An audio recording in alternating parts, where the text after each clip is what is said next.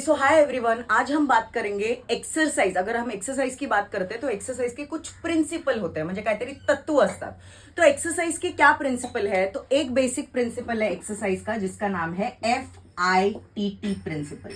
तो FITT principle को fit से भी याद रख सकते हो, फिट प्रिंसिपल. तो इसमें F मतलब क्या रहता है? F यानी कि फ्रीक्वेंसी. तो F फ्रीक्वेंसी मतलब फॉर एग्जाम्पल माहौल से लेके कुर्ला स्टेशन तक एक बस जाती है 361.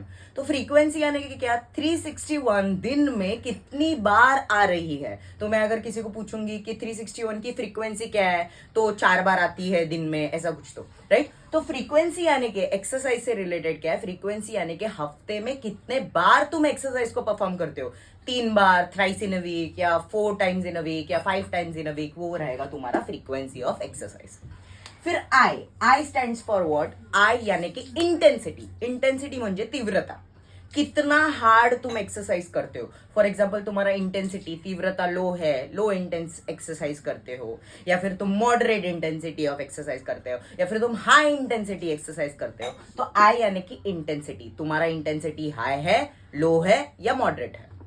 राइट. टी यानी कि क्या? टी यानी कि टाइम.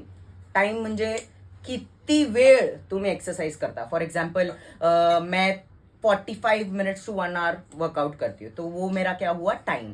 कोई लोग रहेंगे जो 25 मिनट्स वर्कआउट करते रहेंगे, या फिर कोई लोग रहेंगे जो 2 घंटा वर्कआउट करते हैं. तो टी मतलब क्या? टी मतलब टाइम. कितना long, how long you workout.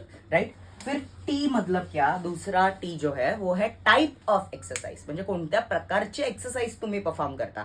तो टाइप ऑफ एक्सरसाइज में समझो शेड्यूलिंग में 3 दिन क्लाइंट का वर्कआउट है, तो तुमने 2 दिन स्ट्रेंथ ट्रेनिंग डाला, 1 डे एंड्योरेंस ट्रेनिंग डाला, ऐसा कुछ. तो या फिर योग हो सकता है, स्ट्रेचिंग का सेशन रख सकते हो, किक बॉक्सिंग सेशन रख सकते हो, फंक्शनल ट्रेनिंग सेशन रख सकते हो. ये सब क्या है? टी यानी कि टाइप ऑफ एक्सरसाइज, प्रकार के एक्सरसाइज. तो अगर तुम्हारे क्लाइंट का वेट स्टैग्नेंट रह रहा है, तो ये प्रिंसिपल को तुम क्या कर सकते हो? थोड़े बहुत इस प्रिंसिपल्स में चेंजेस लाके क्लाइंट का रिजल्ट्स बेटर कर सकते हो. फॉर एग्जांपल फ्रीक्वेंसी, अगर स्टार्टिंग में क्लाइंट का 3 दिन था, तो 3 दिन करके तुम क्या कर सकते हो? 4 डेज ऑफ ट्रेनिंग उसको दे सकते हो हफ्ते में. आई मतलब इंटेंसिटी. तो इंटेंसिटी समझो स्टार्टिंग में क्लाइंट का लो इंटेंसिटी था, तो तुम्हें इंटेंसिटी बढ़ाना है. फॉर एग्जाम्पल मॉडरेट इंटेंसिटी का वर्कआउट करना है. एमटी बार से स्क्वाट मारता था, तो अभी उसका वेट जो है या वजन, जिसको ओवरलोड भी बोलते हैं, वो वजन बढ़ाओ, यानी कि इंटेंसिटी बढ़ेगा. राइट. टी यानी कि था टाइम. तो समझो क्लाइंट 45 मिनट्स का वर्कआउट करता था, अभी उसका इंटेंसिटी बढ़ाओ, मतलब टाइम बढ़ाओ. फॉर एग्जांपल 45 मिनट्स वर्कआउट करता था, तो उसको 1 आवर तक वर्कआउट कराओ. कार्डियो में अगर वो 6 के स्पीड पे 30 मिनट्स नॉर्मल रन करता था, तो उसको 6 के स्पीड में अभी 40 मिनट्स रन कराओ. तो ये रहेगा टी. टी वाला प्रिंसिपल यानी कि टाइम.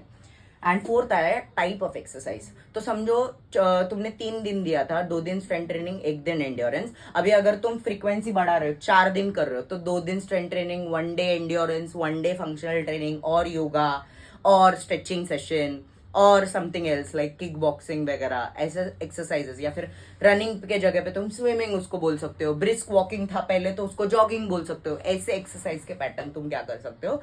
चेंज कर सकते हो. This is FITT principle. तो FITT प्रिंसिपल को अगर तुम क्लाइंट्स पे जिनका वेट स्टैग्नेंट रह रहा है, ना बढ़ रहा है ना घट रहा है, उन क्लाइंट्स पे अगर आजमाओगे, तो इसका बेटर रिजल्ट्स मिलेगा.